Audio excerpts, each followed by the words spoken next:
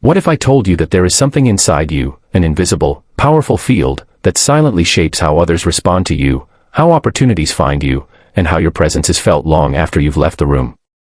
What if I told you that this force isn't charisma, charm, or even looks, but something far deeper, a magnetic quality rooted in your unconscious mind, a force described not by influencers, but by one of the greatest minds in psychology, Carl Jung? This isn't magic, and it's not manipulation. It's magnetism, and it's real. And today, you're going to learn exactly how to activate it. We've all felt it. That moment when someone enters a room and heads turn, not because they're shouting, not because they're flashy, but because something about them draws attention. Maybe it's the way they move, or how their words land, or just the deep calm they seem to radiate. That's what this video is about, that elusive, magnetic presence. And unlike what you may have been told, it's not something you have to fake or force. You already have it. You just have to unlock it. Carl Jung didn't talk about magnetism in the pop spiritual sense. He wasn't interested in shallow personality hacks or surface-level confidence. No, Jung was digging much deeper. He believed that every individual carries within them a vast, largely unconscious system made up of archetypes, shadows, personas, and the self. And the degree to which we are aware of, and integrated with, these inner elements determines the energy we project outward. That outward energy is what many today call magnetism. True magnetism, according to a Jungian lens, doesn't come from trying to be impressive. It comes from being deeply connected to your own psychic totality. It's the result of alignment, when who you present to the world is in harmony with who you truly are beneath the surface. When this happens, your words gain weight, your silence speaks volumes, and people feel drawn to you without knowing why. Jung's vision of the psyche was multilayered.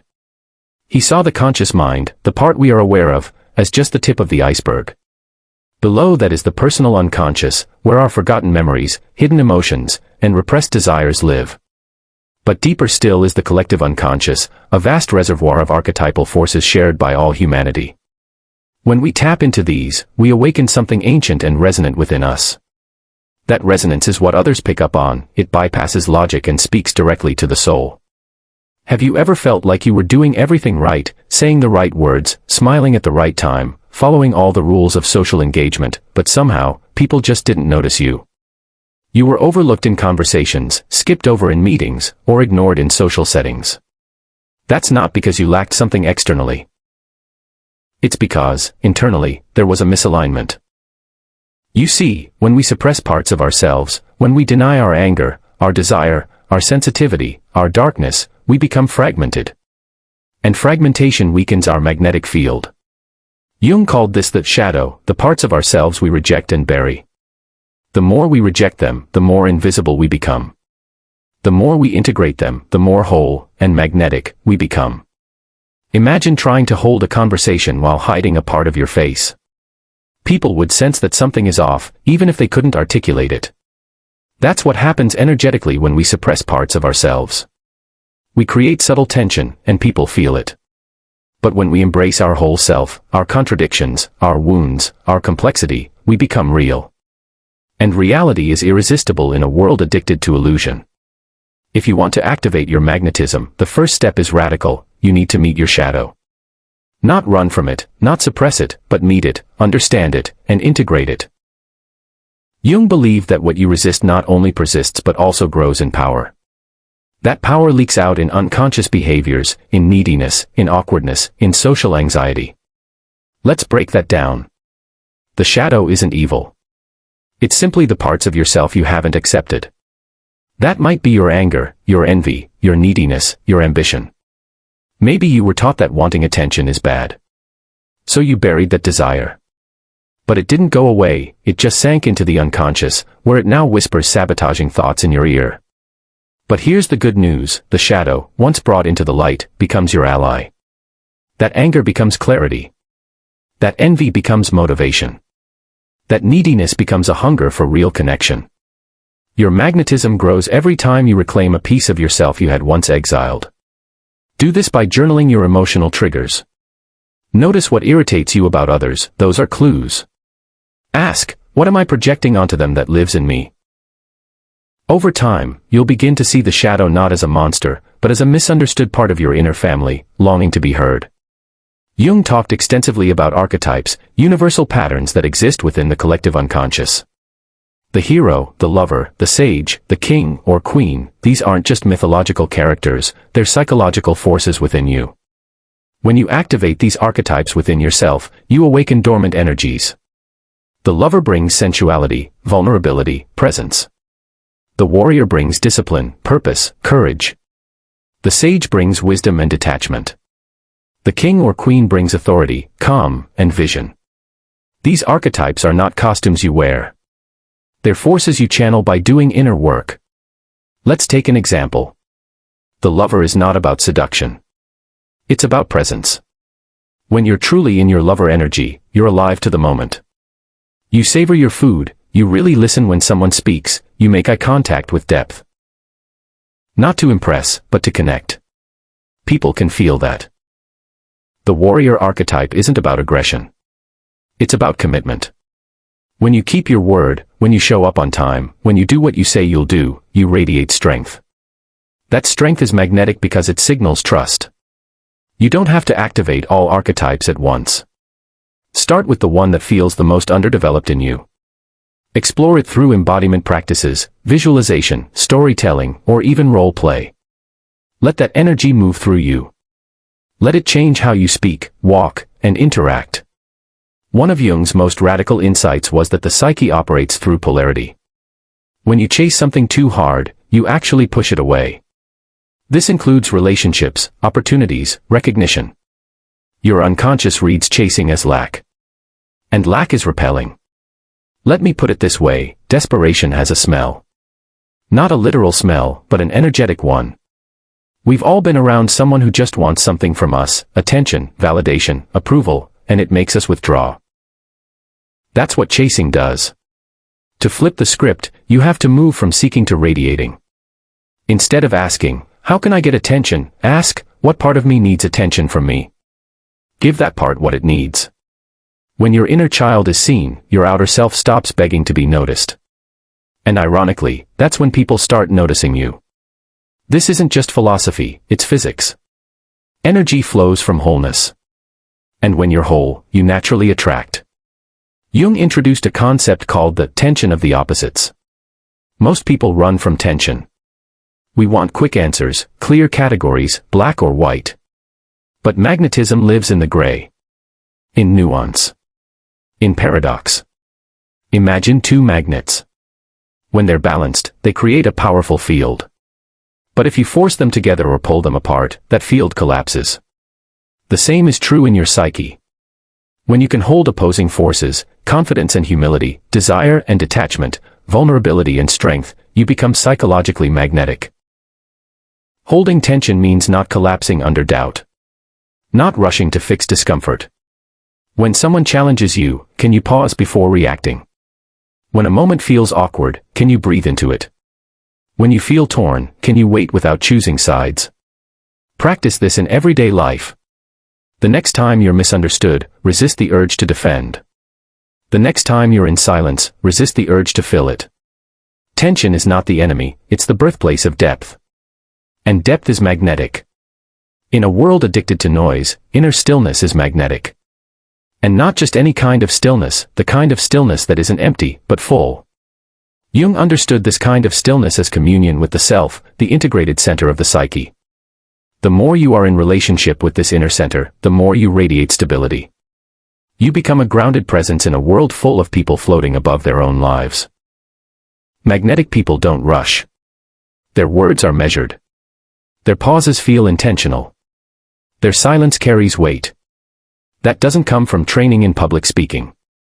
It comes from knowing who you are beneath the roles you play.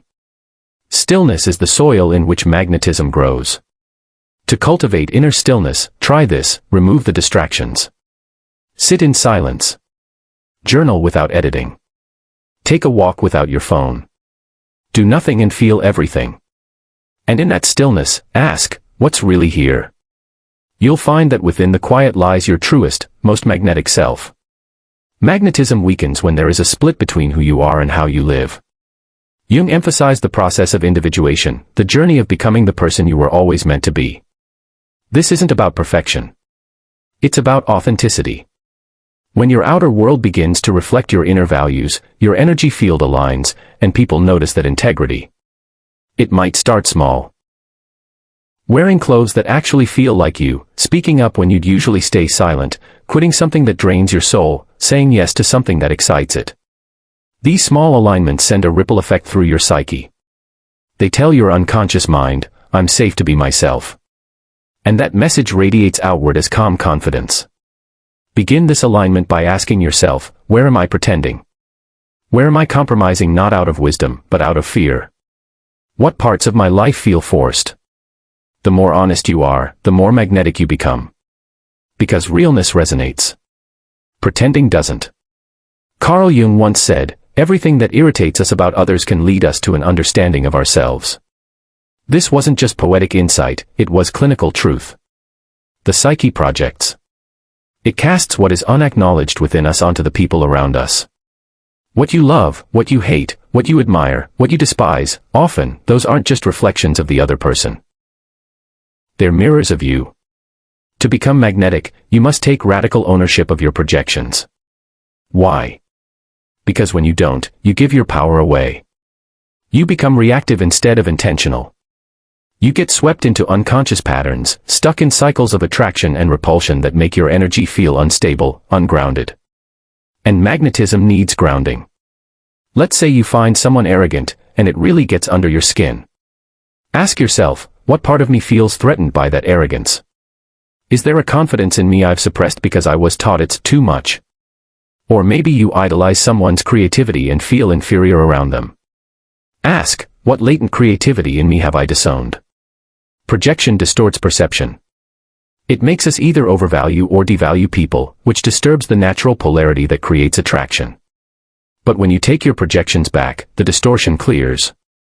You start to see others more clearly, and more importantly, you start to see yourself.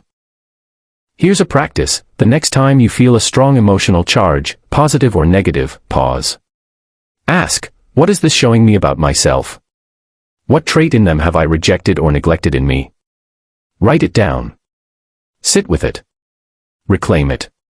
Because when you own your projections, you stop scattering your energy across others. You consolidate it. And that consolidation is pure magnetism. Magnetism is not just about surface-level confidence or charm, it's profoundly tied to your emotional depth, your ability to feel and express the full range of your internal world without fear or shame.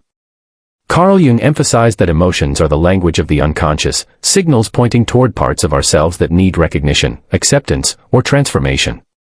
When you avoid or numb your feelings, whether it's sadness, anger, joy, or vulnerability, you create a block in your energetic field. This block disrupts the natural flow of magnetism because it signals fragmentation, an internal disconnect that others unconsciously perceive. Conversely, when you allow yourself to fully experience and embody your emotions, you cultivate authenticity and presence, qualities that draw people in irresistibly. Imagine standing fully in your feelings, letting the waves of emotion rise and fall within you without resistance. This doesn't mean being overwhelmed or reactive. It means holding your emotions with compassion and curiosity, letting them flow through you like a river rather than a dam. When you do this, your magnetism deepens because it no longer feels manufactured, it feels real. People sense that you are not afraid to be alive, to be human, and that vulnerability creates a powerful attraction. Practicing emotional depth involves daily acts of mindfulness, naming your emotions, reflecting on their origins, and allowing yourself safe spaces to express them. You might journal about your emotional experiences, talk openly with trusted friends, or engage in creative outlets like art or music. Over time, this practice rewires your psyche to hold complexity and richness, which becomes the fertile ground for your magnetic presence. One of the less talked about but profoundly important aspects of magnetism lies in your relationship with your own energy, how it ebbs and flows throughout the day, across seasons, and even through your life phases. Jung believed that our psyche naturally moves through cycles and rhythms, and when we resist these natural patterns, we drain ourselves and dilute our magnetic force. Magnetism requires energy, but not constant effort. It's about mastering your personal rhythm, knowing when to engage, when to withdraw, when to rest, and when to create. People who push endlessly without rest often burn out, becoming desperate or brittle in their presence. On the other hand, those who honor their cycles exude a natural vitality that draws others like moths to flame. To master your energy cycles, start by tracking your highs and lows. When are you most alert? When do you crave solitude? When do creative ideas flood in? When do you feel most energized to connect with others? By syncing your activities with these rhythms, you can conserve energy and amplify your presence during peak times. Beyond daily rhythms, consider your longer cycles. Jung's concept of individuation itself is a lifelong process of evolving energies. Sometimes you feel expansive and outward-focused, other times introspective and inward-looking. Accepting these phases rather than resisting them deepens your magnetism because it signals self-trust and natural flow. Try aligning big decisions, presentations, or social events with your natural energy peaks. Allow yourself permission to rest and recharge without guilt. This respect for your own energetic flow is magnetic because it radiates self-respect, self-care, and a deep attunement to life's rhythms. Voice is one of the most immediate and potent tools of magnetism. Jung didn't write extensively about voice per se, but the unconscious processes he described manifest strongly through vocal tone, pace, and rhythm. The way you speak conveys volumes about your inner state, even when your words don't. People with magnetic vocal presence don't rush. They don't shout or mumble. Instead, their voices are steady, rich, and full of nuance.